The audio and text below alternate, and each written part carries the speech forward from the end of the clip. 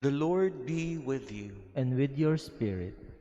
A reading from the Holy Gospel according to Luke. Glory to you, O Lord. Jesus addressed this parable to those who were convinced of their own righteousness and despised everyone else.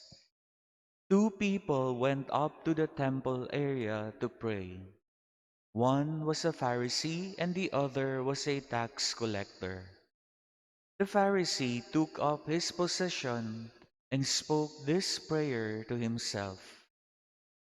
O God, I thank you that I am not like the rest of humanity, greedy, dishonest, adulterous, or even like this tax collector.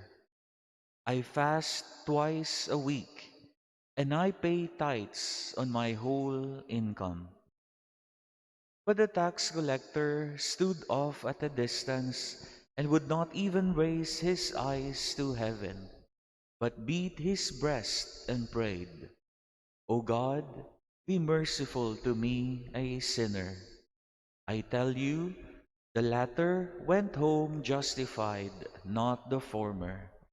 For everyone who exalts himself will be humbled, and the one who humbles himself will be exalted.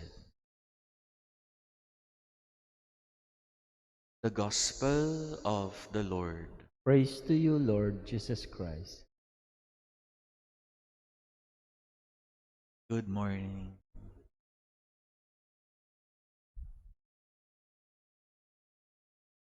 The parable that was given by Jesus is really intended to those, sabi ni Luke, convinced of their own righteousness.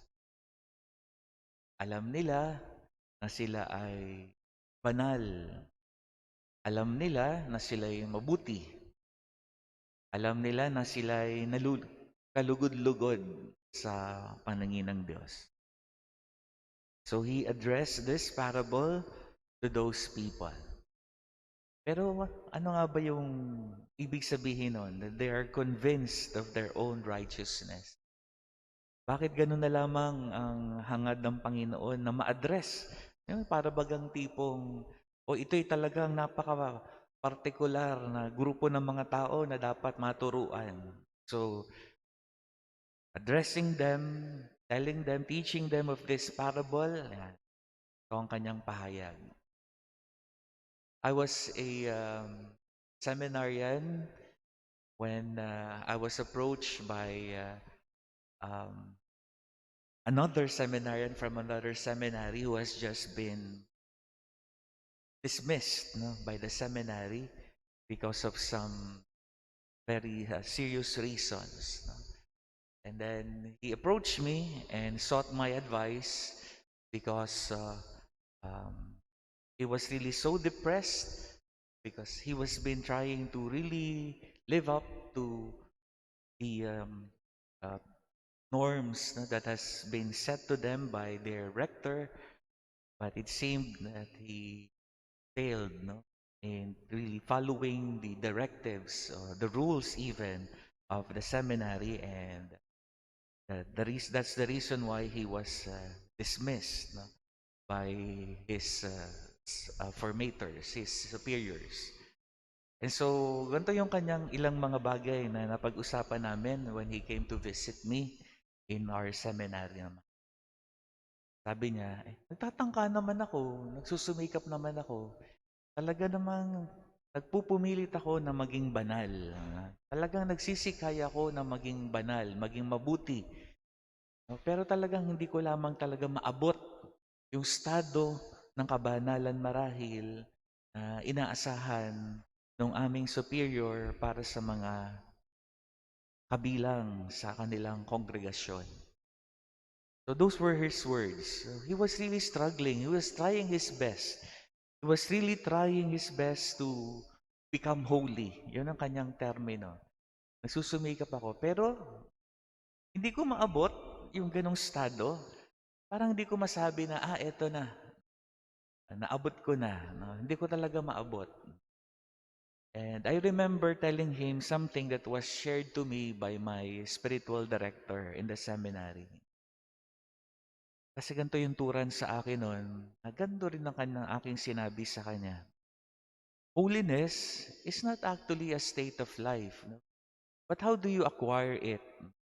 You acquire it by trying to achieve it, by struggling to achieve it. Because once you claim that you are already in that state, no, once you claim that you have already reached it, then you lose it. It is like scooping your hands, no, with water and saying, nasa kamay ko na ang tubig, only to realize that the water has sipped in between your fingers. Wala na. Nawala na. Nung sabihin mong nasa sa iyo na. So that is like what holiness is, no, according to my spiritual director. Hindi siya talaga estado ng buhay. Nagiging banal ka sa iyong pagsusumikap na maabot yon. Ang kabanalan na papasa iyo, doon sa iyong pagsusumikap na maabot yon. Kasi once you say, eto na, naabot ko na, I am already holy, then you start to lose it. Kasi nag-fail ka na sa usapin ng humility. Once sasabihin mo, banal na ako, hindi ka na nagiging banal kasi nag-fail ka na doon sa issue ng pride. Nawala na ang humility. Nabitawan na rin ang kabanalan. So, magandang maging paalaala, no, para sa atin. Kasi yung talinhaga sa Ebanghelyo, yun ang sinasabi.